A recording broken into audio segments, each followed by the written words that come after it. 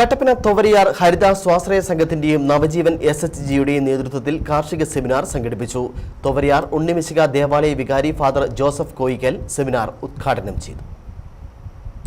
കട്ടപ്പന തൊവരിയാർ ഹരിത സ്വാശ്രയ സംഘത്തിന്റെയും നവജീവൻ SHGയുടെ നേതൃത്വത്തിലാണ് കാർഷിക സെമിനാർ സംഘടിപ്പിച്ചത്. ഇസ്രായേൽ മോഡൽ കൃഷിരീതി നമ്മുടെ നാട്ടിലും ആവിഷ്കരിക്കുക എന്ന ലക്ഷ്യത്തോടെയാണ് സെമിനാർ നടത്തിയത്. തൊവരിയാർ ഉണ്ണിമിശിക ദേവാലയ വികാരി ഫാദർ ജോസഫ് കോയിക്കൽ പരിപാടി ഉദ്ഘാടനം ചെയ്തു. എന്ന് പലപ്പോഴും പരിശ്രമിക്കുന്ന ഒരാളാണ് നമ്മൾ.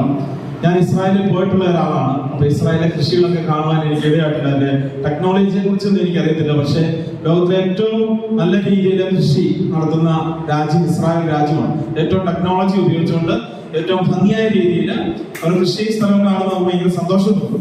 തേനും പാലും ഒഴുകുന്ന ആനന്ദേശം നമ്മൾ ബൈബിളിൽ പറയുന്ന പോലെയാണ് ഇസ്രായേലിൽ ചെല്ലുമ്പോൾ കൃഷി മേഖല മുഴുവൻ അങ്ങനെയാണ്.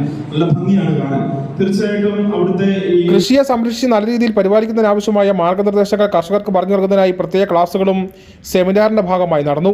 യോഗത്തിൽ Kattappana urban bank chairman Thomas Michael അധ്യക്ഷനായിരുന്നു. കട്ടപ്പന നഗരസഭ ആരോഗ്യ standing committee chairperson Leelamma Baby, Jimmichan ഇളന്തുരുത്തിയിൽ, ജോണി വടക്കേക്കര തുടങ്ങിയവർ പരിപാടികൾക്ക് നേതൃത്വം നൽകി. News bureau, Kattappana.